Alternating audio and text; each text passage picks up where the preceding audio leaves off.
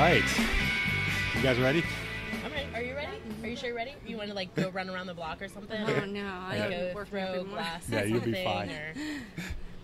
All right, everybody. Welcome to the podcast. We are here at Later Gator with Later Gator's own Amanda Kuri. Did I say your name right? Kuri. I always get everybody's name wrong. But the Kuri, like Madame Curie. Yeah. Yes, okay. And she is a mixologist and a barista, extraordinarily so. Yes. Yes. And one of the most amazing people you'll ever meet. Absolutely. Oh my gosh. Yes. You Yes. guys are crazy. Yeah, prepare to be flattered for the next hour or so. But, we got a fire truck going by. No, well, it's funny because the way I met you was I came down for improv show at Town Gate, and I was an hour early, and I was going to kill time, and Mitch said, come in and get a drink, and hand me a drink menu, and we just started talking, and we immediately hit it off, like that very first conversation, and so I just kept coming in here ever since, because I'm like, there's a place where I can go where I know the bartender, and she's really cool, and my friend Esther I'm not that much of an alcohol drinker, but she loves a martini, so she lives in Steubenville. When she comes down here, this is a great place to meet because she can get a martini, and if she's a couple minutes late, I have someone to talk to. And since I've been hanging out here more, I've gotten to know everybody at the staff, and man, I just feel so at home here. I love this place. It is.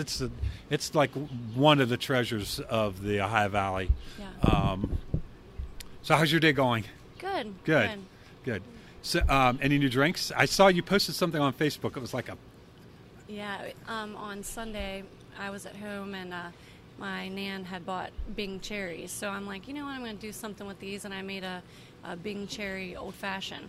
Nice. So it was really good. We're probably going to end up doing that as a special sometime this week. It looked delicious. The color of it was perfect. Yeah. It was like pink. And just something with the Bing cherries, with the bitters and the bourbon. It's really, really good. Well, and I think I find that's neat, the fact that you're still thinking about making drinks even when you're at home. That's all I think about, actually. Yep, that's my favorite thing. Yep. That's awesome. Cocktails in the evening, coffee drinks all day. That's drinks for my life. That's what Susan calls me, the leading lady of libations. Oh. I think that's the perfect title. It's on my business card. Is it really? She bought me business cards, and it says it on there, yeah. That's how I'm going to build this podcast. Are you serious? Yes. Oh my gosh, that's awesome. Do you think yeah. that's that's perfect. Yeah. Oh my gosh. Because you are doing some really incredible drinks. And Brian, we just did a podcast earlier for those who are listening. The one, if you listened to the last one, we're only about an hour apart in real time. And I was saying the best drinks in Wheeling are right here at Later Gator. And, you can go other places and get a cocktail, but they kind of just throw together a rum and Coke. But this is like a legitimate place to get a really great standard cocktail. Right. But then you have your specialties that you can only get here. That's what like I love. Your Earl Grey. Oh my God. Or your lemon drop martini. That's what started. The Earl Grey is really what started everything. But the truth is, Susan kind of let me spread my wings. She said, well, we're going to get a liquor license, and she just let me do whatever I wanted. So I've been able to be really creative with everything. So that's the best part. And much like we bring up Brian Butler on every podcast, we just laugh about this. Much in the same way that he's using unique combinations, you're adding things that you might not necessarily think would go together. Well, I think it's along the same lines. Like, you have to have a palate, and you have to have proportions. I really think that's like how I met Amanda way back in the second cup days. Second cup days. And I was a barista for 6 years, I think at least 6 years. So we know our coffee drinks. Yeah. And you have to have like a palate, and you have to know the proportions. So to me, it's right along the same lines as a chef. Yeah. Yeah. No, I completely agree. Absolutely. Yep. And that's for me what's exciting, because I'm a coffee drinker. So when I found out that not only do you make the cocktails, but that you make like these really great coffee drinks.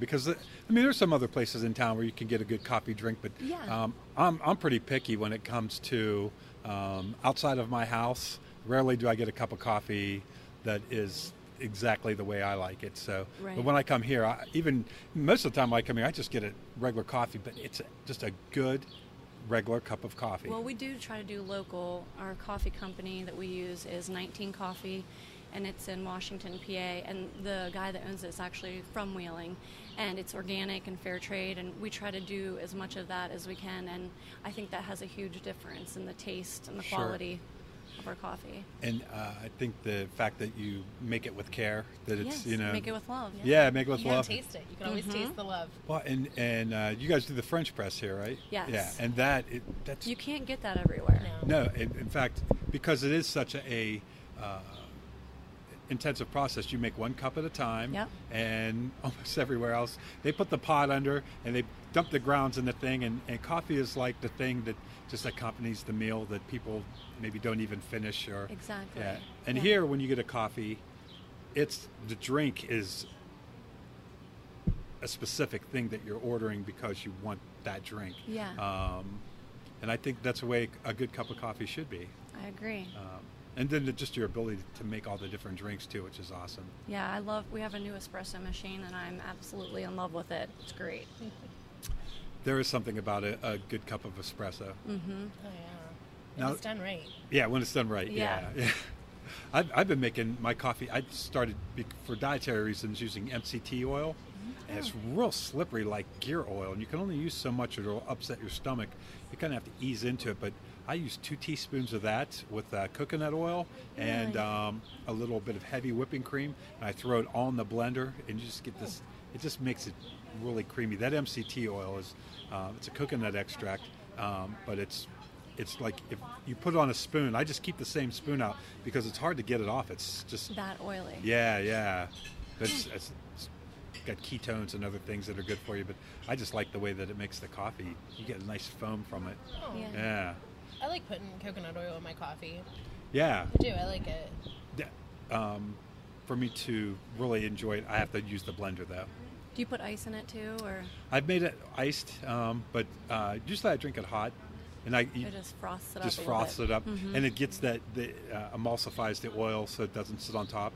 Right. And oddly enough, I can make like a big French press of it, and I'll drink half of it, and then I'll save the other half in a jar till morning. So when I go to the gym, I can microwave it, and it stays mixed up pretty good throughout. So yeah, that's cool. It's so good.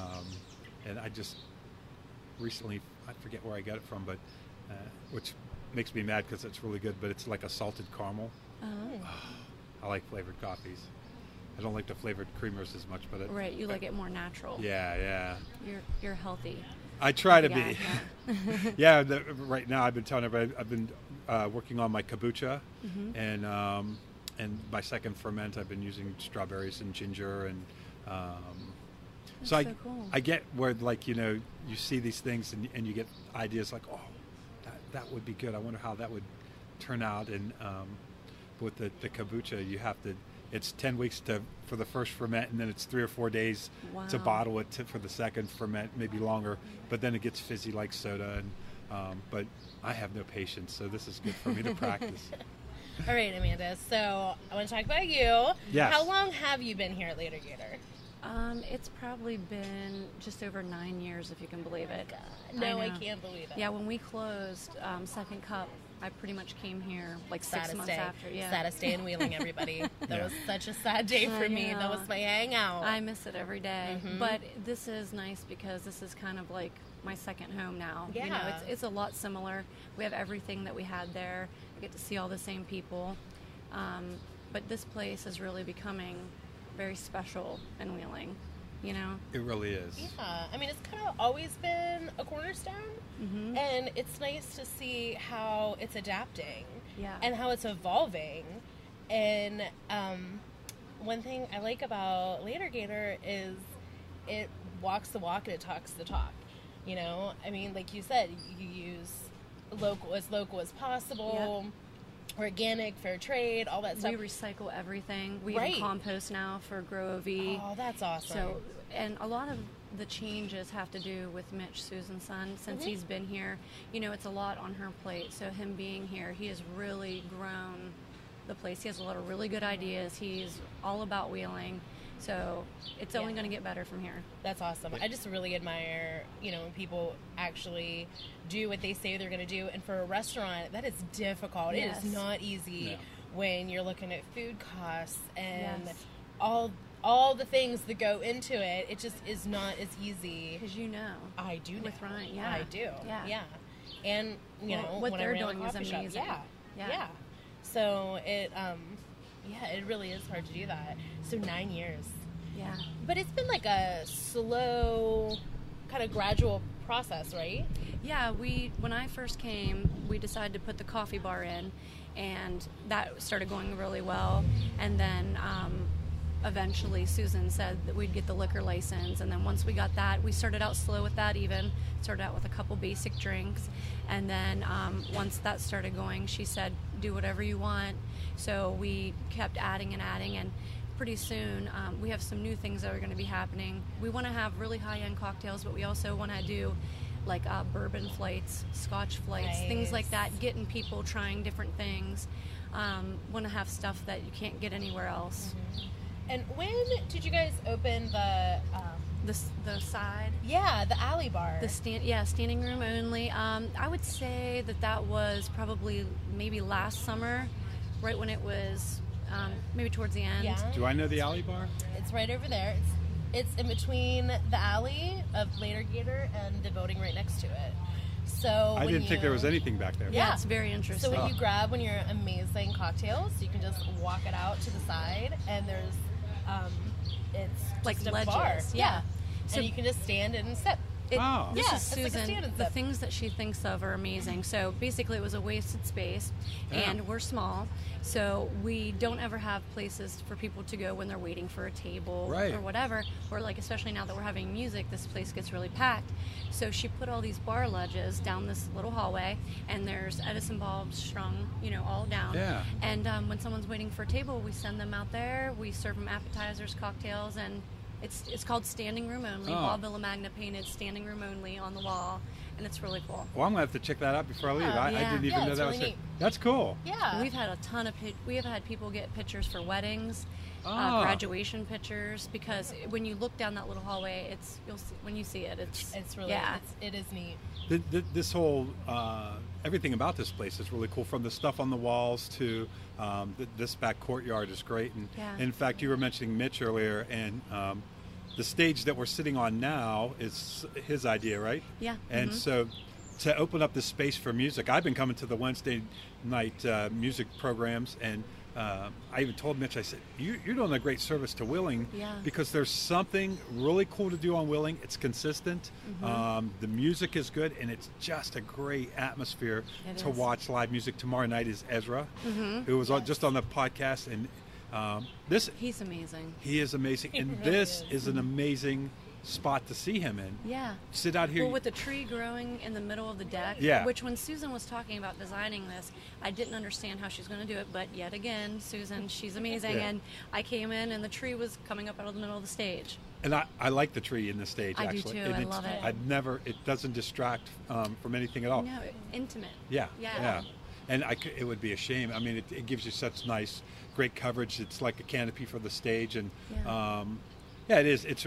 I just feel so comfortable back here. So I feel very honored that I've been invited to use the stage when it's not in use to do podcasts.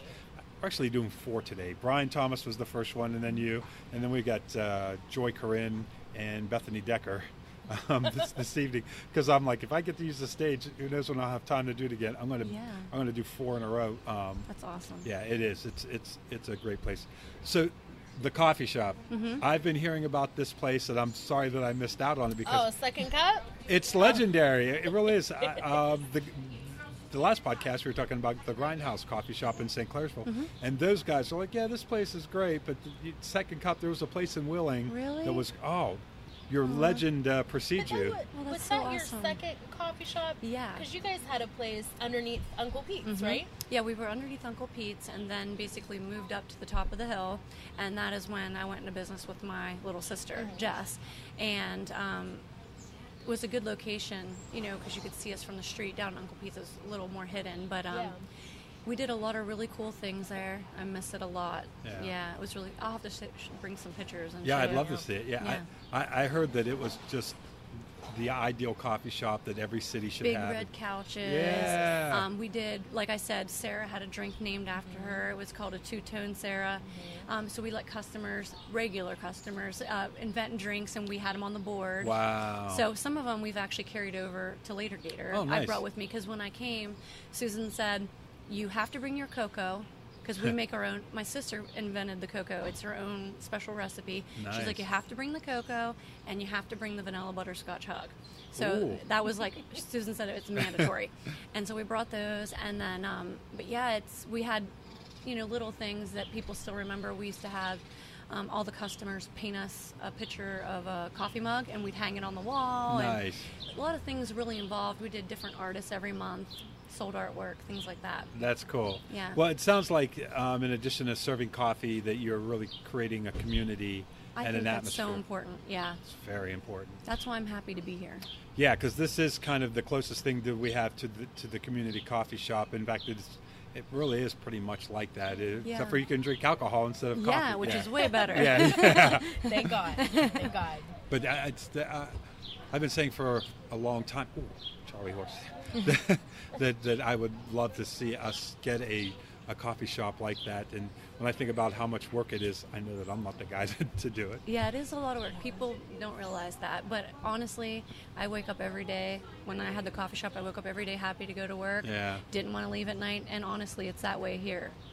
That's good. I'm here a lot. You are here a lot. Mitch has to kick me out at the end of the night. It is that way. I think that if you can find a job that you like that much, you're probably one of the 10% of the people that feel that way. Yeah, And it's important. It is, and your coworkers are great here. I mean, Oh my everybody's gosh. so nice. I'm telling you, the staff here, that's what makes it. I mean, Mitch will tell you too. The people that we surround ourselves with, we have such a good group of people now. And honestly, ever since we got the liquor license, we have added so much staff. I mean, we have 20 people front of house. Wow. And that's the most we've ever had. I mean, having 5 servers on a Wednesday, Friday night. Yeah. When I first started here, I would do evenings by myself. Yeah. So we've really grown. It's been incredible to see. It's nice to see, because I've always been a fan of everything local. Yeah. And so I've been attending Later Gator for a long time. Yeah. And it's nice to see that it's not just sustaining, it's thriving. Yes. And it's going its own direction, and it's holding its own, and I just love that, and I love Makes me so proud. Yeah, and how much it is involving everybody. And the thing I like about Later Gator, it's whatever experience you want to get out of it, you can get out of it. You can stay up in front of house and have a nice little quiet, intimate. You can come out here, get a little bit loud and rowdy. Yeah. You can go to the standing room only. Like, it really is whatever you want it to be. And I think your drinks have helped that, and me knowing you, I know you don't see that, but you can have it's an individuality. So however you're feeling that day, you can get a coffee drink for it. You can get a liquor drink for that, and that's more special than you know.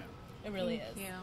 Well, it is. You can come out and hang out at the bar. You can bring a date. You can just come for dinner because you're just looking for a place to eat because you're hungry. Yeah. It does kind of.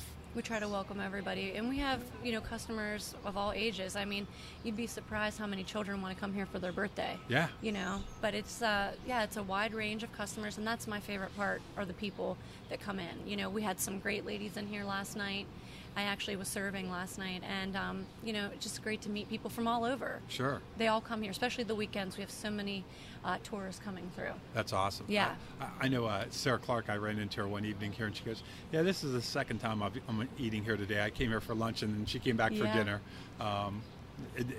Well, because you can come here by yourself, but you know that you're going to have friends here. Yeah, and you People feel to talk- comfortable. Yes. I came here by myself, Right. and that's not something that I'm comfortable doing. Yeah, like, I'm that's not just that person either. me. But when you come here, you know that you're not going to be Yeah. alone. You're not going to be sitting there having lunch by Absolutely. yourself. There's going to be a good conversation, and And the food is incredible. I just had a Reuben, and Yeah, it was Reubens so are good. so good. Oh my God. Well, and last week I was here for Mr. Fancy Pants, and there was no room anywhere, and so I kind of ran into some friends I know, and they're like, yeah, you can sit with us. And then when they left, we moved over, and my friend Rosemary was here, and she was standing back. I'm like, come sit with us. And it's that kind of atmosphere where... That's what I love. Yeah. That's how it was at the coffee shop. You know, we only had 15 seats, so in the middle of lunch we would have maybe 2 people sitting at a table and then 2 people that didn't know them sit at the same table. Yeah. And I've run into people, it's been years now, and they'll tell me, I'm still friends with so and such and we still meet on Sundays. And that to me is amazing. And that's huge. Having the music when we do the cocktail seating out here, that's what it is. It's like open seating. You can grab a chair, pull it up wherever, and it's all about having fun, you know, being out here and enjoying the music. So. And it is just such a nice environment to watch a band, like I said before. How's the? I've never been able to make it down for Martini Mondays. Oh my gosh! But I actually, when I was looking for a picture to put on Facebook to say that I was going to be doing this today, I came across the thing for the Martini Mondays, and I think that's great. Oh, it's so much fun. You would not believe how many martinis we make on Mondays. Yeah, I mean, we do half-off bottles of wine on Monday as well. Nice. And we started doing the Martini Mondays, a lot to do with the Wheeling Brewing girls who suggested it. Because they're off on Mondays? Yeah, they always stop down, and so they're our fan club. That's awesome. You know, we send people up there, they send people down here. We even have joint T-shirts. Mm-hmm. They did a beer for us. That was you a have milk one on stout. now, yeah. They did a milk stout beer, and Ryan made like little alligator, I don't know if you would call them cookies, but like, you know, milk and cookie type beer. And then we did, we still have it, beer cheese for the Pub Ugly sandwich, which will be on the new menu. So that cross, you know, promotion, it's so much fun, and that's what I love, you know. Mitch is doing a lot of really good things. That's what Wheeling's really about. Yeah. It is. It's a unique city in that people, they don't view the other person as a competitor, and it's not. Everybody's working together, because I always say that having a bunch of good restaurants in an area is good for all of them, because instead of saying, let's go to the Highlands for dinner, say, we're going to go down to Center Market. We're not sure where we're going to eat, but there's a bunch of good places, and that's good for everybody. That's always good for everybody. That's why all the big chains all, you know, park next to each other, because they know, That's I had heard about that theory. Somebody had a gas station, and they built one across the street, and the son said to the father, who was the owner, aren't you upset that they're building a gas station? He said, no, because when people think that when they go, I need gas, they think to come to this intersection, because this is where there's easy to get to no matter what direction you're in. And I kind of feel that way about filmmakers. And even if somebody else wanted to do a podcast, anybody that's doing something well, it's not competition. It's brings more attention to what we all do. Yeah, my husband is huge into podcasts. His favorite's Bill Burr. And I love Bill Burr. He was so jealous when I told him I was doing this today. He's like, no, it's not fair. I should be able to do it first. He's like, you better give me a shout out. So that's a shout out to him. Hey, if your husband wants to come on the podcast sometime, I'd love to have him on. I don't know about that. I'm just kidding. I love Bill Burr, too. He's one of my favorites. Oddly enough, I listen to him at night before I fall asleep. Really? Oh, he's the best. He's so funny. We went and seen him, and then we actually got to meet him, which was like the highlight for Kev. Yeah. I think him and I can't remember his name now. The other guy, that's redheaded guy, that's Louis C.K. Louis C.K. Yeah, one of the servers here actually knows him. Really? Yeah, she used to walk his dog. Oh, that's Lauren. Funny. Yeah. I'll have to shake her hand just so I can touch I the greatness. Every time I hear anything about him now, I always tell her. The two the best comics I think that have ever lived are those two guys, and they're in our age. Yeah, Bill Burr, and he's a man's man. I like that about him. I know, me too. Yeah. I try to be as much of an old school man as possible, you know, within limits. You know, I don't. He's very into health and fitness too. He is. Yeah. He is. So I could see you. Yeah. Yeah. Listen, yeah. And when he starts, the way he yells at himself, like, "Hey, you fat ass, you need to get in shape." And he looks in the mirror and goes, "You need to." I'm like, yeah, I kind of do the same thing to myself, and he takes things that are going on in the world and society, and he has a way of pointing them out, and it's funny, but it's the truth. It's so true. Yeah. The stuff he says. Yeah. And his new special just came out, and I felt bad because I watched it so quickly and kind of burned through it. I'm like, I should have savored it. Should have watched it like 15 minutes at a time. Yeah, I know what you mean. So what are you working on? Is there anything that you're working on that you can let us let us in always a little bit? Always on drinks, different things. We did one over the weekend that was, we did a little contest to see what they wanted to name it. It was a layered drink. Mm-hmm. So the bottom half of it was a blueberry mint muddled drink, and then it had Prosecco floating on top. So when you drank it, it changes flavors. And I posted it on Facebook, and I sold out of it. So there was people that came in to get it, and I couldn't even make it because I made so many. Wow. Which was really, it's a huge compliment. Gosh, you're awesome. Yeah. Oh my gosh, stop.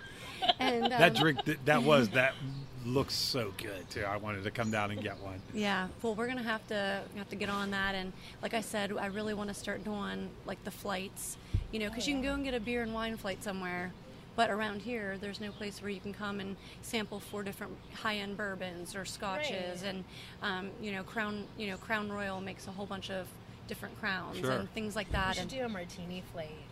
I always say that. Yes. You're welcome. Yeah. You're welcome.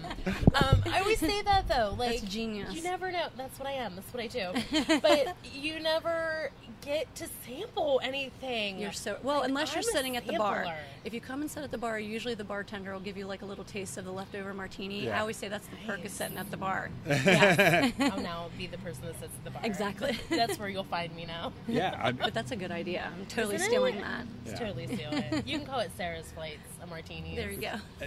Because you do have Name something for here. you do have so many unique martinis. Yeah. I'm trying to think what. We have the Earl Grey. That's kind of what started it all. Yeah. And then I did a blackberry sage tea infused. Yes. And it has fresh blackberries, fresh sage. It's muddled. But then I double strain it so that you don't have the seeds and the leaves in there. And then there's a red pear and elderflower martini. Yes. That's really popular. And then there's a couple other ones we did as specials for different things. And then, we did like different things like coconut mojitos. My friend Noelle told me about that. Coconut water, coconut rum. We sell a lot of those. That'll be on the new menu. Nice. Really good. Yeah. Yeah. It's. I would never have even in a million years thought of a Earl Grey martini, but as much as I'm an alcohol drinker, I always take a sip of esters, and it's so good. It's very balanced because you don't want it too sweet, too sour, but you still want the Earl Grey to come through. And we do it in vodka and gin, for a preference. But the thing is that I like doing the classic drinks with a spin on them. So like our Manhattan's not just a Manhattan. It's, there's a little twist to it. I add something a little special to it. Yeah. Same way like our whiskey sours. It's not just whiskey. We do Jack Honey, So just that little twist to make it our own, kind of put our signature on everything. Absolutely. And you're right that the balance. I think if somebody thought, well, I could probably make an Earl Grey martini at home. You can't. They try. Yeah, they try because it's just the right amount of the tea flavor and still a martini, and that has a. It's a guarded secret. I am not allowed to tell anyone how we make it. And that probably was trial and error, I would guess. Yeah. Yeah. Yeah. And with everything, Sure. I let the staff, if I'm making a new drink, if there's customers here, I let everyone try it, tell me what they think, because it can't just be about what I like. Yeah. Because I think other places where I've been, if they get a drink right, it's because they kind of accidentally made it. I'm like, I hope I can make it that way again. Yeah. There isn't that trial and error process to really. But I see that you approach it as an art. Yes. So you You kind of have to. Mm-hmm. You're gonna have if to. you want to have high end, yeah. With mixology, anything where you're mixing a liquid drink, in order to get consistency, you have to know measurements, where your proportions are and your measurements. Because if you don't, it will change the entire drink. Even if you don't shake the martini long enough or with enough ice, right. The Earl Grey, it'll be stronger, or it takes time. And we have a really great bartender now too, Shay. He's new, yes. and he's great. So. Yeah, because it really is. It's when I think of the documentary Shiro Dreams of Sushi, and how everything about making the sushi is very precise, and he's very picky, and I kind of see that level of thought into your drinks, where nothing is haphazard, and as many times as I've set up at the bar and been talking to you, as you're making a drink, you're still very precise on every single drink that leaves. It's my OCD too. That's good though, and I know that people said that they're like, do you mind making me another drink? And you're like, I love making drinks. I love making the drinks. I'm telling you, if I could make coffee drinks all day, cocktails all night, as long as they don't mind when we're real busy, if they don't mind waiting a couple minutes, I make every drink. I don't, I make it perfect. Yeah. Garnish it. It's important that every drink comes out perfect every time. They are too. They're beautifully garnished. They're poured with care, and they look so nice sitting in the glass. And if you have to wait for a drink here, chill the fuck out. Seriously. Because seriously, eat your amazing food. Yeah. Well, it's and wait for your perfect cocktail. You might wait a minute, but you're going to have like one of the best drinks that you can get in the whole city. Thank you. And I think it's something that the city needs. I mean, it's great to go to someplace and drink 6 rum and cokes from the well, if that's what you want to do. But it's nice now that I'm becoming more of an adult, and even though I don't drink that much, I'm easing into it still. Patience. Yeah. It's nice to be able to just get a really nice drink. And for me, even though I don't drink a lot, it's nice for me to refer to people like, hey, if you want like a really good cocktail, go down to Later Gator, see Amanda. We appreciate that. Oh, always. I spread the love. I always tell people to go get the executive over at the brewing company, and I send people to brew keepers all the time, and that's what we have to do. Yeah, because we're all in this together. Exactly. United we stand. And I don't support any product that I don't actually use. Right. Even though I'm not a big drinker, I do like I have been guilty of drinking a little too much here. The first drink I think you made for me was an old fashioned. That's my favorite drink. I love old fashions. Me too. Well, I walked up into Town Gate a little tipsy after that. Tiptoed. Yeah. Tiptoed to Town Gate. Yeah. They're a little strong. They're good though. Oh yeah. So is there anything that you want to do that you haven't done? I mean, I wanted to go to bartending school because I'm a certified barista. And then Susan's like, that's so unnecessary. You don't need to do that. Right. I know it sounds crazy, but I really wanted to do that. But honestly, I want to stay here, grow the business. I want to see Wheeling thrive. Just want more and more things. I mean, Center Market now is amazing. I remember, I've been here now 9 years. There was nothing down here. And now all these businesses, a lot of them women own them. Here's Mitchell.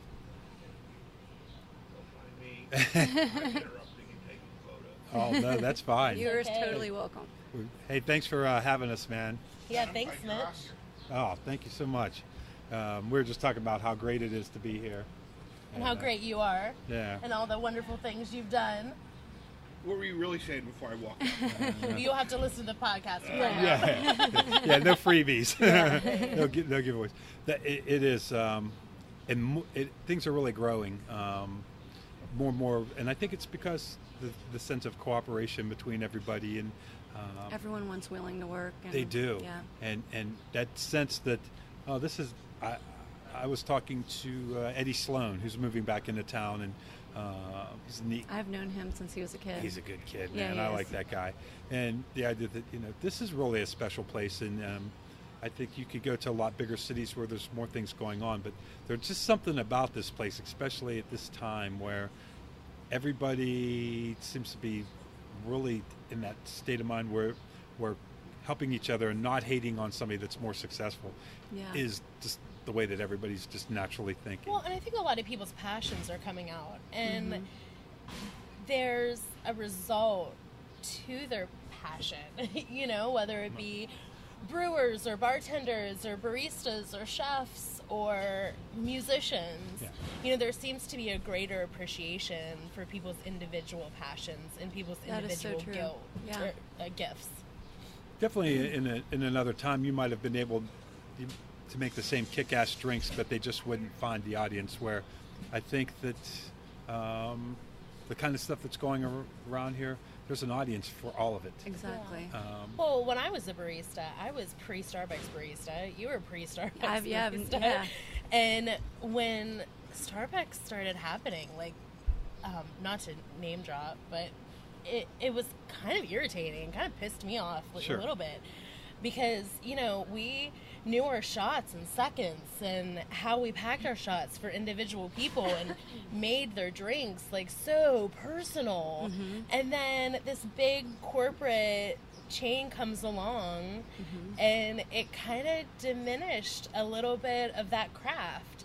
Yeah. So to see that coming back, that craft coming back, that I fell in love with, that's good for the soul. Well it's said. good. Yeah, that's so true. Yeah. And probably in general, that's becoming more popular, where people want the more personalized, handmade stuff and authenticity. But not I think corporate. Not the corporate. Yeah. And I think around here, that's probably even more so, because we have to be. There's these special places, and there's a limited market, so we really need to support the places we love if we want them to grow and to just stay here. Eat or we both starve. Yeah, eat or we both starve. I think that perfectly sums it up for the whole area. And if you want to have more good restaurants in Wheeling, then you have to support the ones that are here. Exactly. And that encourages people to build more. And I think as they build more restaurants, I think people go out to eat more.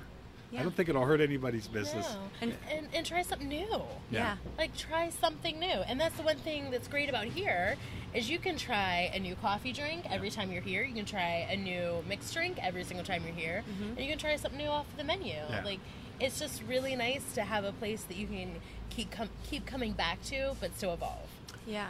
Well, definitely the nice thing about the fact that you're making great coffees and making great cocktails is that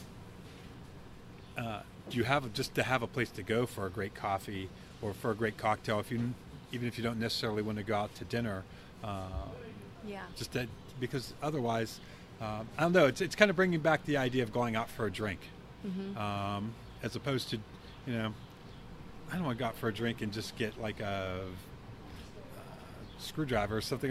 Go out for a drink.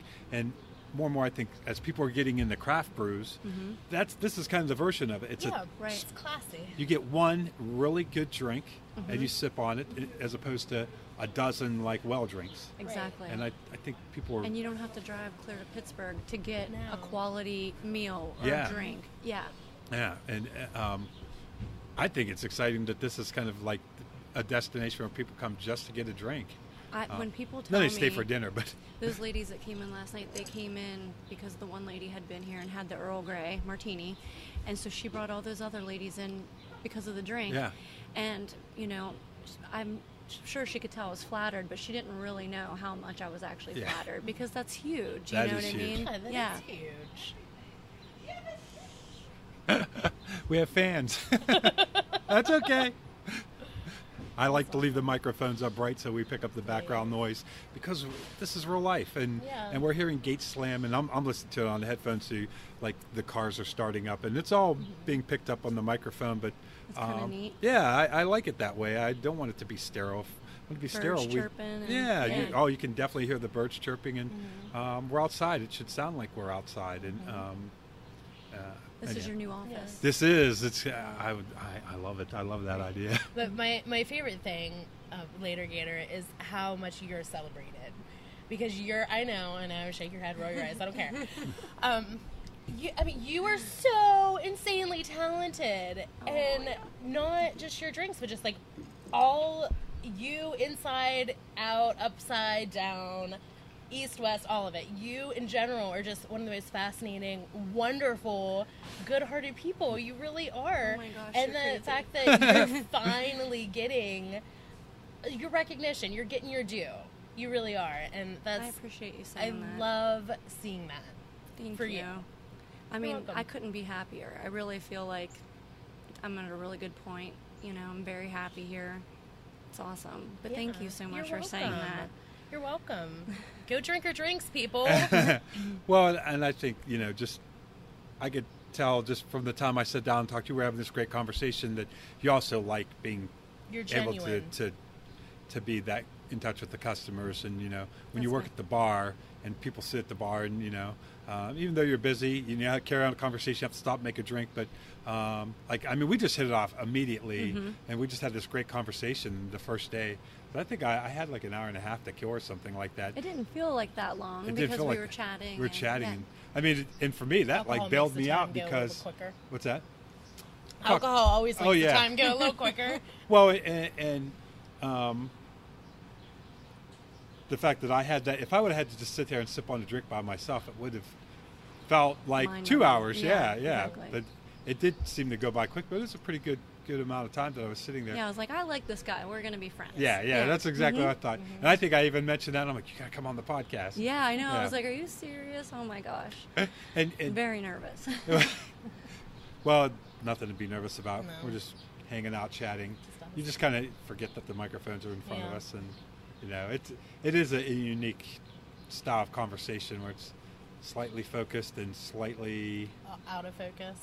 That's what I like about it, Yeah. though. yeah. Yeah. Keep it casual Yeah. and still concentrate on what you're saying, and I'm just having a great time with it. So, how did you get into opening a coffee shop in the first place? So when I was 18, I moved to Wheeling, and I started working at the Wheeling Coffee Shop on Washington Avenue. Okay. And that's kind of when I found that was my passion. Yeah. And then I ended up opening the coffee shop underneath Uncle Pete's, and then, I mean, it just all went from there. You Yeah. know, I kind of knew even when I was younger, I knew I always wanted to own my own place. And then once I found the coffee, I'm like, this is what I have to do. This is what I'm meant to do. Okay. And it just kind of happened like that. I guess I've kind of always known that was what I was Yes. going to do. Yeah. And did you, to get because the atmosphere is what I've always heard, in addition to the drinks being good, was perfect. And did you use something to model that, or was that just kind of how you felt it should be? Well, I like interior design a lot, and my first place, the ground floor, the guy who designed the actual space, Bob Weir, was amazing. You just really have to see the pictures he was a genius.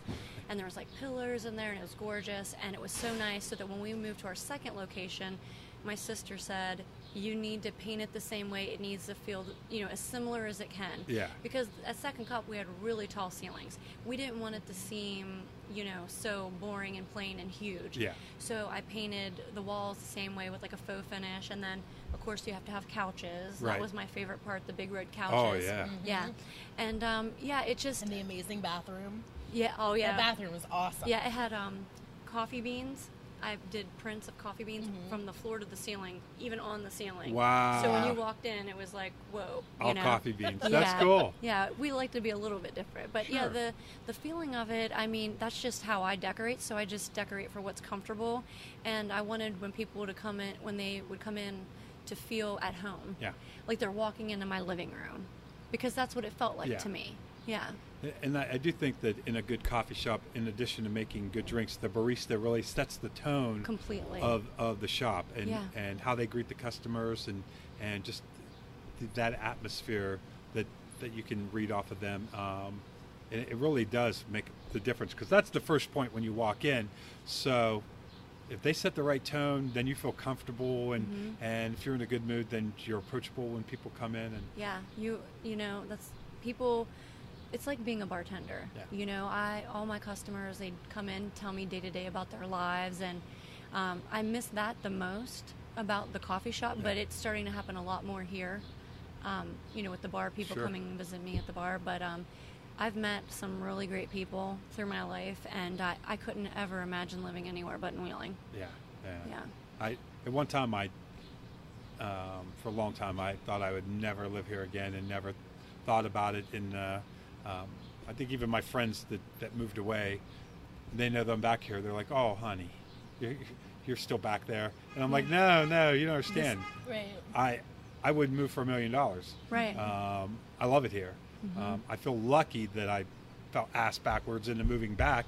I just think it is such a special place, and we're kind of right in at a time when it's burgeoning. Yeah. And anybody that listen to this 2 or 3 episodes, even I say it all the time, but we're on the ground floor of something that's just starting. So we're not following in the path of anybody else. We're kind of the trailblazers.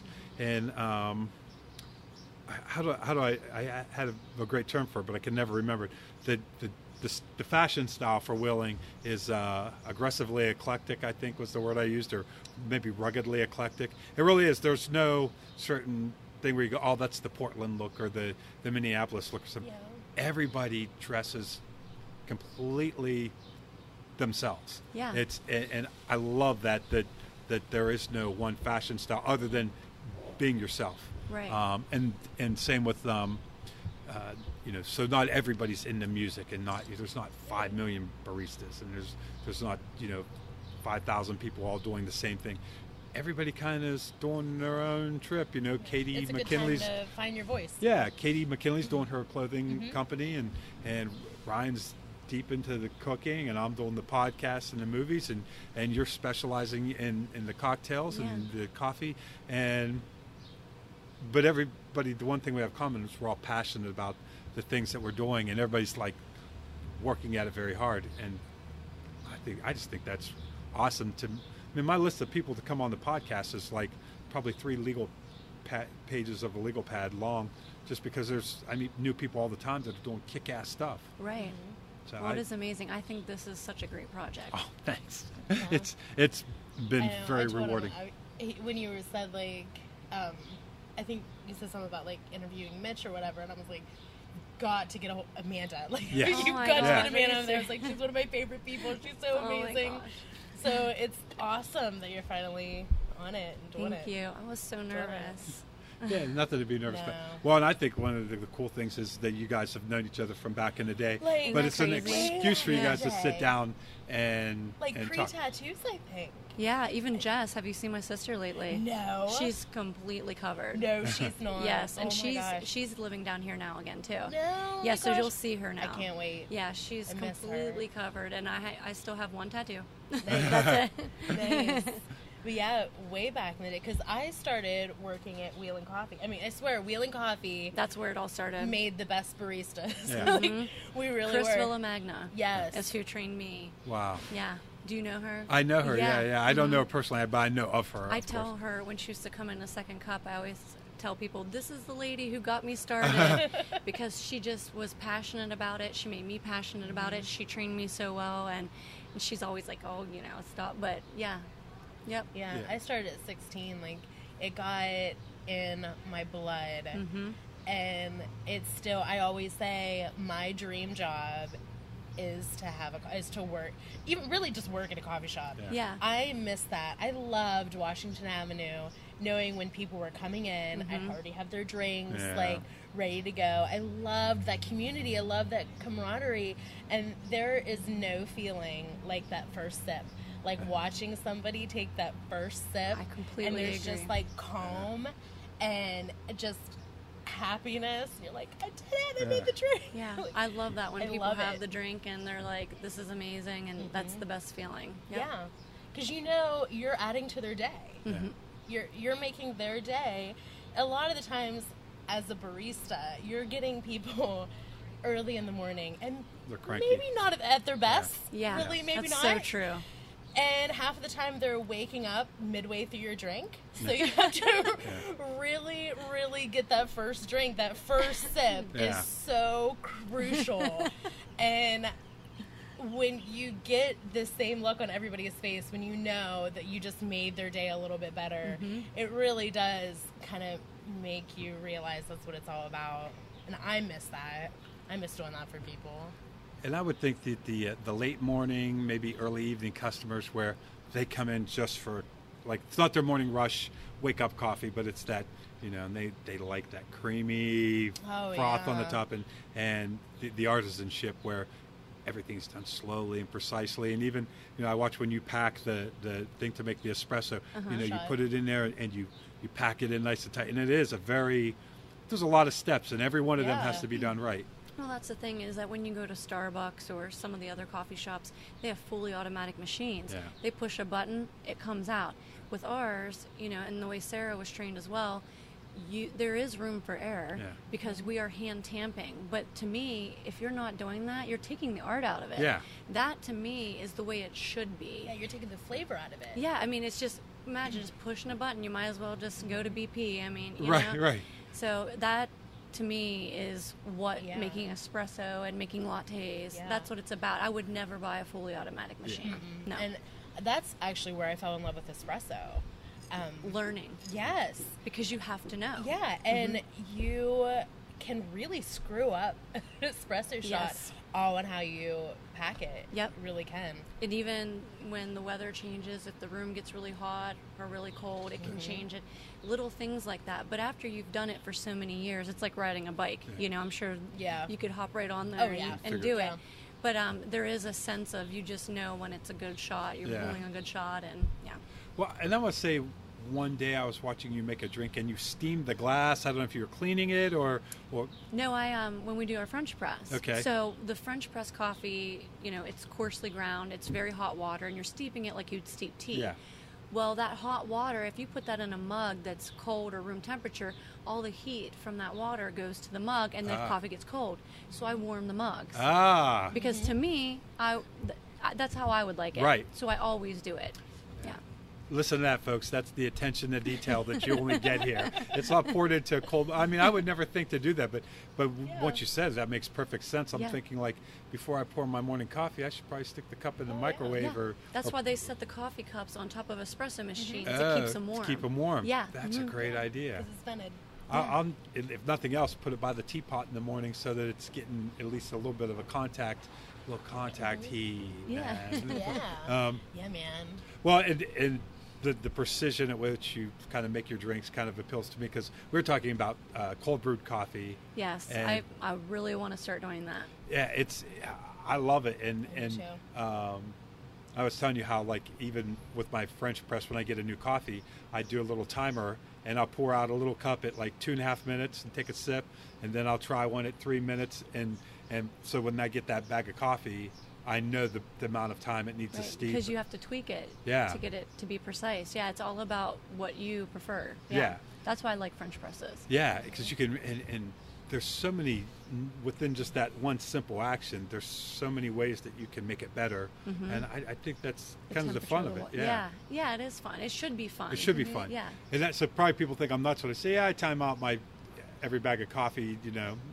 If I get the same type of coffee, I don't, but, you know, why would you do that? But to me, I'm smiling like you are now. Yeah, I'm like, no, I can't wait I like to run my little test. I enjoy running the test. I had, my friend came over yesterday for dinner, and when she left, she says, I'm sorry I left you all these dirty dishes in a messy kitchen. I'm like, no, I love it. I got a podcast I've been wanting to listen to. I can't just sit in a chair and listen to a podcast. I'm going to, like, straighhthen up the kitchen, and then I'm going to get into my kombucha, and I've got some ginger strawberry mix that I've been working on, and some other little things that I've already made up for the second fermentation. I'm excited about it, and I get done. I have all these bottles of kombucha sitting on the counter with my little labels on them. I love it. It's enjoyable. Yeah, it is. Yeah, it's a passion. Yeah. And I don't know that individual art and the fact that it's consumable, so it's not going to hang on the wall forever. It's going to be enjoyed in the moment. Yeah. And you get to see the person take that sip, like Sarah was saying. There's something really enjoyable about drinks. Like, I love making herb waters. I love making tea. You know, like, there's just something really, and I don't know if it's just me or if it's just the three, because it's in my blood. It's funny because my friends actually make fun of me. I'm not a big foodie. I'm actually I'm a person that always has something to drink, like in my hand, coffee, cocktail, whatever. I'm like a eat once a day type person, and they always make fun of me for that. But my favorite thing is beverages. Yeah. You'll open my fridge, it's all beverages. I mean, there's like mustard, ketchup, drinks. That's you right. know, I know that's weird, but I get it. Same way. So what are some of your personal favorite drinks that you enjoy? Well, when we were talking about the coffee, and I've been a French press person, but I have a percolator that's my nan's. Yes. Okay, so my nan is my grandmother. Yeah. Most important person in my world. Yeah. I have her percolator, and so I fill it up with ice. I fill it up with the rest of the way with That's water. Right, you were telling me the ice technique. Yeah, and I don't know if it makes me crazy or what, but it's something about the temperature. It turns off at a certain temperature, so the ice makes it really cold, so it brews a little bit better. And I enjoy my coffee perked. Yeah. So I always perk my coffee. Really, I like to try anything. When we get new beers, there's nothing that I won't try. I always want to try all the spirits, all the beers. But I'm a big tea drinker. We have a new tea here. We use Republica tea, and it's milk oolong, and it's like a green tea. and I'm obsessed with that right now. So I'm always drinking that. Yeah. Tea is one of those ones that little spurts where I really get into it and then I fall back out of it.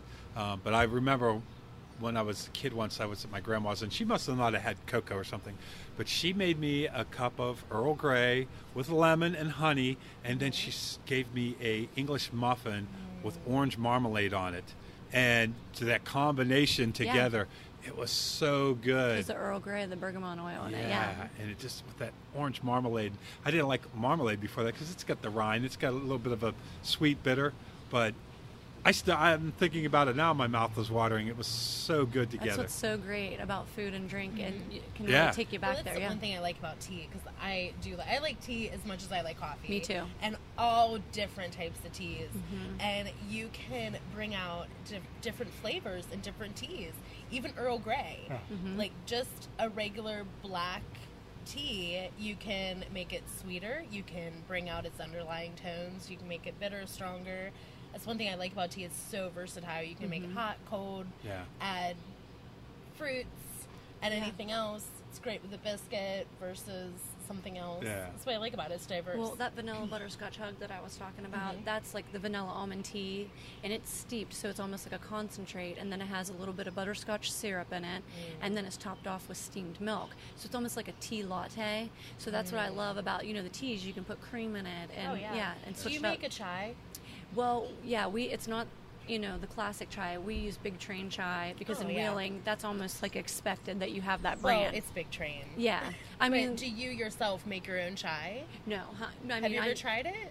Yeah, I've actually had real chai. Yeah, Yeah, me too. When you tell someone it's not real chai, they're expecting that dessert, sweet, creamy type drink. Yeah, the Big Train chai versus when I had chai made for me, it changed kind of how I felt about chai, because before, being a Wheeling coffee barista, Big Train chai, it's a staple in Wheeling. It is. And if you don't have that, like people in Wheeling go to Starbucks and they're like, what is this? Yeah. They do not like that chai. No. So I don't know and I'm not a chai drinker. What is chai even? Once again, every podcast I reveal the lack of knowledge that I have just in general, how stupid I really am. And how wise you'll be at the end of all these podcasts. Oh, well, that's my Now I'll have to do a second podcast education. on you, on all the experiences. The things I've learned. Awesome. Climbed Mount Everest with all these Mount Knowledge, Mount Knowledge. So chai, it's your podcast. You go, well, chai is a tea, so when you think of it, think of a tea with herbs and spices. Okay. So I guess the easiest way to say it is, so when you go to BP and you get the fake cappuccino, the French vanilla tons cappuccino. Of sugar, right? Yeah. So Big Train makes chai that is basically the, quote, fake chai. Okay. It's, sugary, sweet. You would probably not like it. No, I wouldn't like it. Yeah. Too sugar, sweet for you, but Wheeling Coffee and Spice, they're the first coffee shop in Wheeling. And she got that, and that was like the staple there, and Wheeling Coffee Shop on Washington Avenue. And that's kind of what started it. That's what people in Wheeling became to know as chai. So if you don't have that, just like when Starbucks started around here, people would come in and be like, their chai is disgusting. Yeah. Because that's not what they're expecting. Yeah. You know what I mean? So... it was funny. I know what you mean by the gas station cappuccino, and I used to get those back in the day before I was really a coffee drinker, and you could get like a packet of it to take home, and this thing was huge, and it was all sugar. Like, oh, that's why it tastes good. And I did make one good coffee drink back in the day, and that was my hazelnut coffees. Me and the guys in the band, we'd hang out, play video games before we got to the bar if we weren't playing that night. And like, James, make some of your coffees, man. You make the great coffee drinks. And like, what's your secret? And I'm like, well, it's General House International hazelnut coffee with hot water and 2 tablespoons of sugar. So that's why it was good, is because I put 2 tablespoons of sugar. Now that I'm older, I realize that the sugar just made it sweet. There's much higher levels of tasting good without using any sugar. Right. But back in the day, so I basically made at home the gas station version of a cappuccino.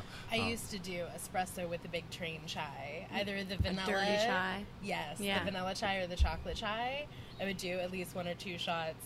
It almost sounds like espresso. Night Train or like the Mad Dog 2020 of Pretty chai. good. But chai in its natural form is like a black tea with cardamom and cloves and Okay. ginger and a few different other spices, and you kind of brew that, and then you can add milk to it or honey to it if Isn't you it want. one of those things that the hipsters picked up on, and then the corporation picks it up from the hipsters and just ruined it? It's really very difficult to brew it It's to perfection. Sure. It's like if you've ever been to an Indian restaurant, Yes. they usually serve chai, things, the real chai. Okay. Yeah. One of the doctors at work, Dr. Chakavalu, I bought a motorcycle off of him, and when I went to his house to do the paperwork and everything, his wife, Mrs. Chakavalu, that's the only name I know. She made me the best cup of tea I ever had, That's and I probably believe what it was was. chai, Yum. and of course they're from India, and yeah, it was very spicy, and it was made That's with what milk. it was then. Yeah, Yeah. it wasn't made with Yeah, water. like she said, you can Yeah. put. Yeah. And- Because I know when it was made for me, I was like, oh wow, I have no clue what I'm doing. Like, this is the real thing. And that's the evolution of when you really do have that passion for drinks, when you just know that you know nothing, so you can gain everything. yeah. And that's, Did you love it? I love it. I loved it. Yes. Well, I really think, love anything you could put in a glass. Yeah, I'll me drink. too. Honest to God. well, I think I'm seeing chai as maybe your next mountain to climb. Yeah. Ooh, a Yeah. chai martini. Well, Sarah's just- chai martini, or just- everybody. Just rechanging the palette for chai and willing from Big Train to. That'd be a big Never mountain gonna to climb. happen. That'd It's be never gonna Well, happen. Yeah. I wouldn't say never because for the longest time I wouldn't imagine anybody in their 20s not saying I can't wait to get the fuck out of here. Yeah. And now they don't even think about leaving. It's because Big Train it's a chai big is train. here. Yeah. That's Yeah. why they don't leave. I think this evolution of how things are taking off, I think the conditions might be right with the right person like yourself to really, because I've never heard of it, so I don't know. Maybe obviously I missed out on the boat there, but you could be a game changer in the world of chai. Maybe. I want to do cold brew coffee first. You might have to help me out. Oh, You'll help me out with the yes. chai. Yes. You can help me out with the Yes. cold brew. Yeah. I Even love cold Starbucks brew. is doing cold brew now. Yeah. Though. Yeah. The cold brew, it's yeah, like I use whole beans, and then it's a very coarse ground. And when I strain it, I try to not disturb the jars. So other places, I'll shake it up really good at the beginning, but then when I put it in the fridge, it's in the back, and when I bring it out, I gently pour it, and then all the stuff on the bottom with, I guess, all the tannins in it, I leave it. I throw it out. And if there's anything floating on the top, I scrape it off first. So I just want that really good middle layer. And I don't strain it really good because any of the little grounds that are kind of floating in there, I kind of... AJ at the Grindhouse coffee shop, he'd say, yeah, that's the little treat at the bottom of the cup. So I don't mind the little grounds. There's actually a Turkish style. That's Yeah, a Turkish I guess that way. is Turkish style. Yeah. To me, it was always the AJ style. And even like with the kombucha, I'm dialing that in where, I realized I wasn't getting enough fizz because I kept opening the bottles to taste it, and I'm like, no, you got to leave the lid shut. And then I was straining it and then rebottling it. I'm like, no, you got to have to strain it as you drink it because you don't want to lose any of the fizz. So I have a little strainer there, and I put it over the glass, and every glass that I pour, I strain it, and it also makes the bubbles. And I had a pretty tall drink glass, and I opened this bottle, and I poured it, and I got maybe a quarter of the glass full, and the rest of it just fizzed over. It was incredible. I was so excited that I got that much carbonation Yeah. on my own. It's natural carbonation. So, yeah, the I want to try some. yeah, it's I know, I want to try some of yours too. yeah, it's and the new one that I'm making now is root beer flavored. So I ordered sarsaparilla and what's the other one? Starts with the nest. The sassafras, molasses, cinnamon stick. It's amazing how much other than the sarsaparilla and the sassafras of the stuff I actually had at home. And someone just gave me, Jocelyn Carlson gave me I a love her. wintergreen. Yeah, she gave me a wintergreen plant, and the one recipe said, yeah, just a couple leaves of wintergreen in there. So, and that's fun because there's a lot of ingredients. So it takes a time to dial it in, and of course the right amount of sugar, because I don't want the sugar. I want it to get eaten up and converted into kombucha. So figuring out the brew time, so that's, or the I don't know what you call it. If it's brewing, I don't know what it's doing. When it's just sitting there on the shelf for a week. Would it be infusing, or I don't know? Yeah, I don't know what I'll have to learn. But so yeah, we actually started a fermentation club. Are you serious? Yes. That is so cool. Yes, I put a picture of my kombucha drink on Facebook, and people are like, "Oh yeah, I like fermented things," and so it's called Make Willing Rot Again. Oh my and gosh. so I if you're love hearing it. this, it's an open group on Facebook. If you're really interested in learning how to do any kind of kimchi, sauerkraut, kombucha, kefir, any kind of fermentation. Ryan Butler and I added Sara to the group, and I can add you to the group. And Eddie Sloan found a guy from Morgantown that's going to. He already found this guy. He's going to come up and do a seminar on fermentation for us. cool. So, Because doesn't Eddie? He does a lot of homesteading and like things at home and stuff like that. Yeah. And I think there's something about. Like I couldn't imagine just getting a can of kombucha, or I don't even know how it comes in a store, because I've only ever had homemade. Same with the kefir yogurt. I've only had it from the store a couple times. I make my own, and sprouts and all that stuff. And I think I was. Now that I think of it, I shouldn't be that shocked that so many people were interested in it, because it is kind of the way people are going. They want to learn to make these things at home, and it's kind of counterintuitive to get something out of a can with a pop top that's supposed to be healthy for you, that's made in a factory. I can't put those two things together.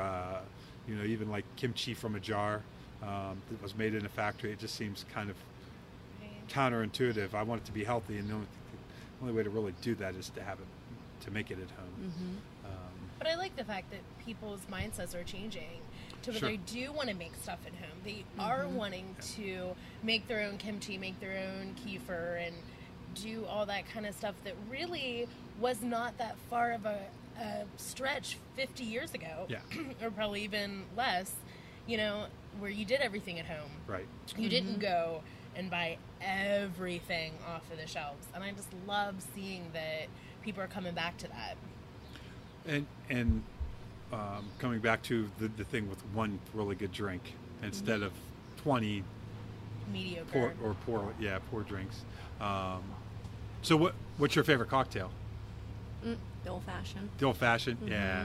Have you ever had any drink that you couldn't make, and you were like, "Oh, I wish I could make this drink"? Like, is there a drink that eludes you? Well, I work so much that I don't really get to go a lot of places, that often. But every time we go anywhere, I literally am like, okay, we're going here, and Kevin, you're getting this drink, so I can try it, and I'm getting that drink. No, I don't try to duplicate anything. I try to make my own things, but no. I mean, I don't. You know what I mean? Nothing is like really popping into my mind right now. Yeah. Is there anything you want to make that you haven't? Like, do you have any ideas? I do. I actually have a book that I keep. When I do like research and stuff online, I look up different things and like the flavor profiles and that. And Mitch just actually went and bought me like 10 different things that are new that I haven't even got to touch yet. Like ingredients? Oh, wow. Yeah, like different spirits that I haven't used. And so when I get time, I'll actually like sit down and start to experiment with them and stuff like that. So yeah, because I definitely have to come up with something new. Because people come in now and they're like, okay, what's new? What's the newest thing? Yeah, and so they like, expect it. Yeah, I'm like, I gotta come because I don't want it to just be anything. Yeah. I just don't want to throw something. You don't want to together. make a new drink because people want something new. Right. It's like when it's something really good. I don't want to I want everything on the new menu to be something that's special enough, good enough, not just throw a bunch of things on there. Yeah. You know what I mean? But so you have seasonal drinks, obviously, right? Yeah. Do you have like specials that you only run for like a week or a month? Like, how do you do your specials? Well, like, for example, it was last summer, I wanted to do like a peach thyme bourbon mash. And, you have to wait till that's in season. So things like that do happen. We are fortunate. We do get a lot of our stuff from Grovey. When they don't have something, we go to Jebbia's, and Susan goes every day and gets fresh produce. So we do always have strawberries, blueberries, blackberries, all the berries, things like that, mint. But when it does come to things like the peaches or different fruits and stuff that we use, it does come down to what's in season, what's the best. We have Bing cherries right now because she saw my drink, so she got Bing cherries. But you can't get those all the time, so we do whatever I have available to me. If she says they have something at Jebbia's or Grovey, which Grovey was kind enough to ask me, what do you want us to grow this year? Wow. And Sherry McCutcheon, I don't know if you know her. Yeah. She last summer brought me a whole bunch of purple basil. She's like, I grow this. Do you think you could do something with it? So I did a blueberry purple basil tequila drink. Wow. And so Grovey is going to grow purple basil for me this year because the drink was such a hit. Wow. So it does come down to what's available to me. And I love using things that are, the freshest, the newest right then. Sure. But I'm definitely doing the peach time bourbon smash this year. Yes. Well, I will have to bring you some of my basil that I've got growing, and I've got some kick-ass rosemary that I've... I'll definitely take that. Yeah, anything that you can work rosemary into, that's my favorite spice. Oh, really? We do a rosemary white bean soup. Next time we have it, I'll have to save you some. Yeah. Yes. My dad got me on that. I really like pork, so the grill's right. It's like right next to the grill, and I just grab and strip that rosemary and throw it on there. And that all came from I used to date a girl back in a long time ago because I'm old, and she worked at a very high-end restaurant, and they had rosemary rolls as just like the table rolls. And when I would be sitting waiting for her to get off work, I'd sit there and eat those rosemary rolls. So I'm like, these are so good. What is it that makes them taste so good? And they're like, oh, it's got rosemary in them. And after that, I was hooked. What's your favorite flavor? Yeah. When I make bread at home, I always grind up a bunch of rosemary and throw it in there. Yeah, rosemary, molasses, honey, wheat bread is like, that's my specialty bread. And not just filmmaker here, son. I do a lot. I do it all. Motorcycles. I'm a catch. What can I tell you? Well-rounded. He is. JW. I'm trying to be less well-rounded around the belly, but... So if somebody was going to come in for a coffee drink and they wanted something really unusual that they could only get here, what would you recommend? Well, not as a coffee drink, but our cocoa. Okay. It is special. You can't get it anywhere That's right. else. You said it was your sister's recipe. Yeah, and we actually sell so much of it. We make it hot and frozen. We sell so much of it, we even package it at Christmas. Really? I'm not kidding. Wow. Yeah, it's really good. It's not overly chocolatey. It has like this just really... I can't explain. It almost tastes like there's marshmallows in it. Wow. It's very good. And then, like I said, the vanilla butterscotch hug, that's a signature drink. Yeah. But it really comes down to when they come in and they don't know what they want, I kind of just, walk through it with them. What do you like, favorite flavors, things like that. And so that's even better than hearing on the podcast what drink to order. Come in and just talk to Amanda, and she'll find out what it is that your palate is looking for at that moment, and custom pick something from the menu for you. Some people don't want something real sweet. Some people do. So I usually say, do you want something hot? Do you want something cold? Do you want it more like coffee, more like sweet? Because some people, they have that sweet tooth. They want something that's more dessert-like. So, I usually walk them through. And my thing is that I tell people, don't ever be afraid to ask questions about the drinks. When I'm making something and people are saying, well, what are you doing there? Yeah. I like to tell them. Because when you go to some of these corporate places, they make you feel stupid. Well, you didn't order it in the right, order. I've gone to Starbucks before, and they're like, well, this is how you need to order the drink. You need to say this many shots first, this type of milk next. It's like, no. You're the customer, and it has to be an experience. And if they learn something, I've had people want to do classes. Even with the drinks, like the mixology, they're like, you should do a class sip and sip. Yeah, where you come in and learn how to make drinks. Yeah, sip and sip. I love it. A shake and sip. Yeah. Well, I think that would be a great class to have, actually, and this would be a great place to do it. Yeah, you'd be the great person to do it. Oh, thank you. I don't know. Public speaking, it's hard. I'm good one-on-one, but... Maybe you need a partner. Yeah, so, I'll have Sarah stop by. Yeah, I'll do that. You guys could definitely tag team on that. Yeah. Although when you're talking about drinks, you're not shy. and It is my passion. So Yeah. I do get a little more comfortable. Yeah. See, I told you you'd do great on this because if I knew she would. we stick in your wheelhouse, and even if I mean, I think you're pretty good conversationalist, probably more than you Really? think. Yeah. Thank you. And you're very authentic, and that's anybody listens to this. That word comes up a lot with me because I like people that are real and authentic, and that's why your drinks are so good. Thank you. yeah, that and just the attention to detail and the fact that you really do care about how they taste and that you enjoy making them. Yeah. So I think if you didn't, you would be every now and then even you would rush through, and the fact that you make them very well every time because that's just how you do things. Yeah. And it shows. You always want to make a drink that you want to drink. Exactly. Yeah. Well, and it's not I got to make these drinks for these people, and then I got to do this, and then I got to clean out the sink or whatever. It's no, I'm making a drink for someone. I want them to enjoy it. Exactly. Yeah. Well, a drink, Yeah. just like food, is about the experience. Yeah, and it's And the way it looks, just like your plate. When Absolutely. Ryan plates food, you eat with your eyes, they say. So Yeah. when that drink comes and it has, if you skip the garnish or whatever, it's just not the same. well, and it's almost like when you give someone a birthday present, you wrap it up really nice. It's a Exactly. gift that you give somebody. So my poor nieces and nephews, it comes in the bag that the store is in because Uncle Hilarious. Jimmy don't wrap nothing. Oh, my gosh. But that doesn't mean I don't love them. but your drinks, it is really like it's a gift that you're giving the person, that you're not just slinging a drink at them. You're making this special thing for them to enjoy, and that shows. And it's good to see that people appreciate it and you're getting success for it. And how Yeah. wonderful that life just channeled you right to here. I know. Yeah. Like how awesome. Like you're living your own dream. I know. Do you ever It's just so perfect. wake up and I wake up every oh day my happy to God. come to work. Yeah. Yeah.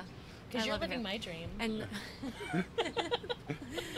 Every time you make a drink now, we'll have to just do be a like, celebrity barista day. Yes. Oh. Yeah. Yeah. We've done that before with my sister. You Had might her not come be in able and to do get it. rid of me. Sorry, Mitch. You can sorry, fill in all the Susan. shifts that I can't work. When I Right. go on Yeah. vacation, You'll you can think come in. I'm like home, like I've gone home, but I'm really down in the basement, Yeah. ready for the next day. That's what I do. I just sleep in the basement and don't even leave. I would camp right out here on the stage. Right? Yeah, I kind of think of my brain's kind of from all the different ways to incorporate coffee more into people's lives. So I'm thinking, in the wintertime, a snowball fight with the coffee service outside or something like that. Or like me, I would come and sit out here in the winter People and do. bundle up. Yeah, and I think there's if we ever get snow again, that I think it would be neat to do a winter outdoor party of some sort, where the idea is that everybody's going to bundle up. You're going to have hot drinks and you're going to hang out, and it's not to rush inside, it's to spend time outside. I don't know if anybody buy into. I know that there's I'm not the only person that loves winter and I love likes to be snow. outside in the winter and in the snow. So I usually wear a snowflake necklace every day. I don't have it on right now, but snowflakes are like my favorite thing. I love snow. I don't. No. I don't. Well, I'm a I don't ginger, like so the sun and I, we don't get along. I guess I'm pretty lucky because I'm not a big spring person because it's rainy and muddy and I can't ride a motorcycle, but I love the fall, I love the winter, I love summer. But yeah, there's something about being outside at night in the winter when it's snowing. It's such a unique experience and everything's bright and I love a nice big snowy day, and I'm bummed that we don't hardly get them anymore. I know. Oh, well, it makes me happy. Whatever makes you happy. But there is something great about coffee. Coffee is love. Like, it really is. A lot of people are like, oh, just coffee. Just give me a cup of coffee. But when you got a bad cup. So, when you have a good cup. Yeah. And I always kind of wanted to do something kind of like with the homeless with coffee. Like, just have a table. Yeah. Hook them up with a good cup. Yeah, and give them some really good coffee Yeah. or something like that. I just want to do something like that. Yeah, why not? Yeah. They would appreciate do the it. thought. Yeah. You never know. Somebody at work when they said, "How comes your coffee's so good?" I'm like, "Because I try." Yeah. Like, I don't know what to tell you. I take 5 minutes, even if I'm making coffee at work with just a coffee pot, to rinse out the pot well and think about how much I'm putting in there. And then I had my little things that I take into work. I'm always taking stuff into work for my locker to dress up work coffee, because less and less can I just drink regular coffee. So have you ever got into roasting? A long time ago, someone told me you're either really good at the front of the house with the coffee bar or the back of the house, but to do both well is very hard. Yeah, I've heard that too. And actually my sister really wanted to get into the roasting, and that at one point was something that we were talking about doing, and then she ended up going to massage therapy school, and that's what she does now.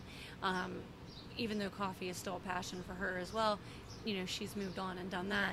But David Diorio, the one that owns 19 Coffee, he's offered for us to come up and see how it's all done. I mean, I know the whole process. I've studied it, and then also my sister, we used to use Altera coffee at Second Cup, and I love that coffee company. They only do organic and fair trade. They don't even make flavored coffees at all. And my sister went up there, and even though we had been closed for a couple years, they still remembered us. Oh, wow. Because we had such massive orders with them. They couldn't even believe Wheeling, West Virginia. Right. Some people don't even know West Virginia as a state. They're like, you mean Western Virginia? Yeah, right. I'm like, no, West Virginia. But she went up there and she got to tour their factory, and I think that's so interesting. But yeah, I think there's maybe at some point, but definitely when I had the coffee shop and everything, it was more about the front of the house instead of like the roasting everything. Yeah, roasting is a pretty delicate process. It's an art, for sure. You have to really dial it in, and I could see where, it'd be hard to have your foot in both worlds. You really have to. You know what? Speaking of the roasting too, I just Shay, the new bartender, was just telling me that there's this new thing. It's called white espresso, I think he said it was called, and they flash roast the beans, okay? And then they brew it. And he said it almost comes out almost looking like a green tea. There's no crema. And he was like, it is the most amazing thing. He said there's only 2 places he's ever been that has done it. So I actually told him, I'm like, I'm going to talk to David about this and see if he could do this for us, and then that would be something that we could do, and only we, So I want to check that out. But he was very knowledgeable about it. I haven't even looked it up yet. We just had this conversation last night, actually, and I thought that was so interesting. I've never heard of that. Yeah, because a lot of people think when you have espresso, they're like, ooh, there's so much caffeine in here, but actually the darker it's roasted, the less caffeine content. And that's how we started talking about it. And then he was talking about the flash roasting of the beans. And I was like, wow, I thought I had heard everything at this point. But I'm going to look that up too. Yeah, fabulous. That's really cool that people are pushing the boundaries of what you can do with coffee. And I guess part of that is because so many people are really getting into coffee as this special thing in their life, and not just a thing you throw down your throat to wake up in the morning. For sure. I mean, I'm glad that I'm into it as I'm getting older, because then I'm not as into other things. But there is something about I even hold off on my morning coffee because I hit the ground. I'm wide awake. It's 9-10 o'clock when I start to wind down a little bit, and that's when I want that cup of coffee. And I like to be in the kitchen working on something when I'm drinking my coffee, standing up.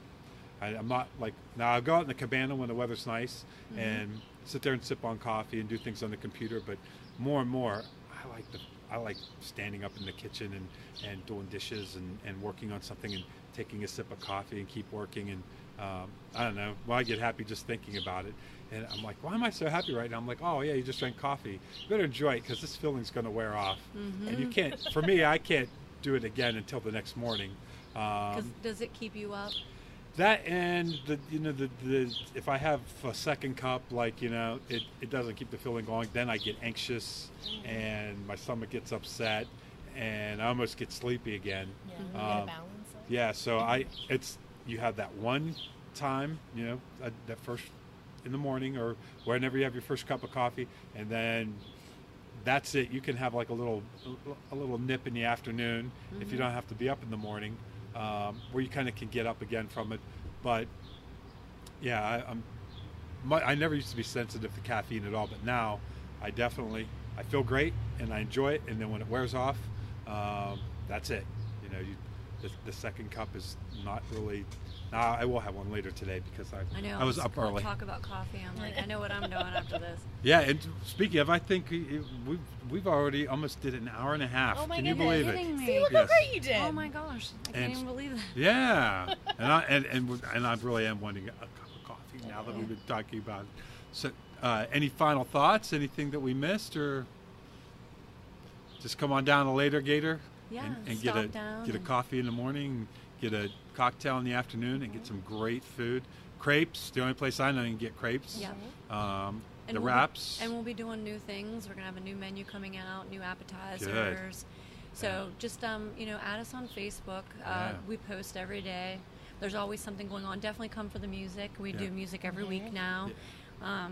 A lot of new things that are going to be happening. Monday night martinis. Yes. Yep, and wine. Half off bottles of wine. Tuesdays, $2 imports. Oh, good. Yeah, and then Wednesdays, $5 glasses of wine. So there's always something. And music on the back patio or the back courtyard where we are now on the stage we're on. Tomorrow night will be Ezra Hamilton. You'll probably hear this because it won't be out before then. But every Wednesday, check Facebook, see who's playing.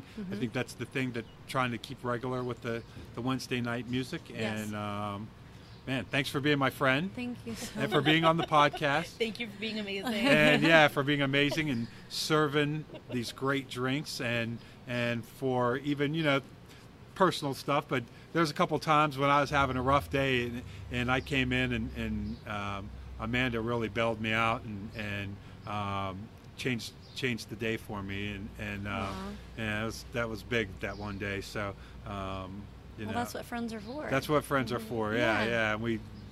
And that day I needed it, and you were there, and you always have a special place for me, that because I could tell you really cared, and so yeah, good. All right, guys, ready for some coffee? Yep. All right, let's do it. All right, thank you so much for being on. Thanks, you Sarah, for for having me. co-hosting. Thank you, JW. Yes, Thank you, I'm so Amanda. glad you were here. Thank you. You did great. All right, everybody. Well, thank you for tuning in, and stay tuned for the next episode. And that's it. Yep. See ya. Peace. Bye.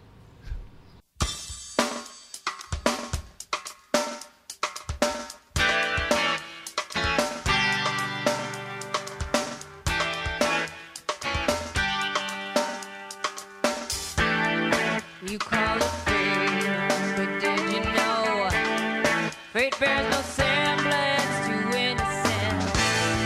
And even if it would have could, counterfeit boasts nothing but transparency.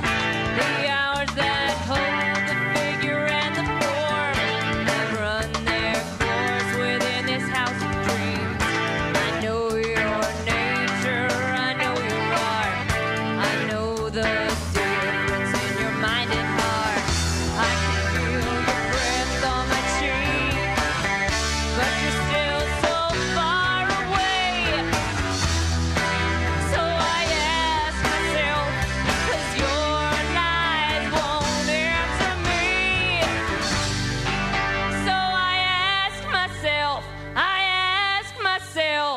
and I can't even answer me. But I push myself,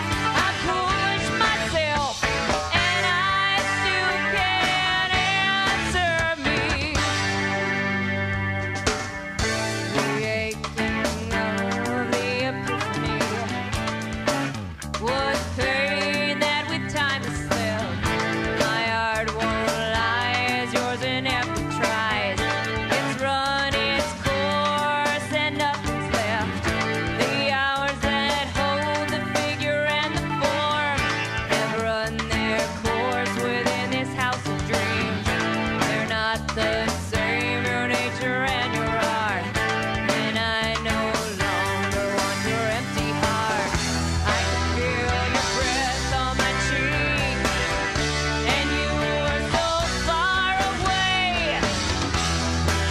And I ask myself, 'cause your lies just lie to me. So I ask myself,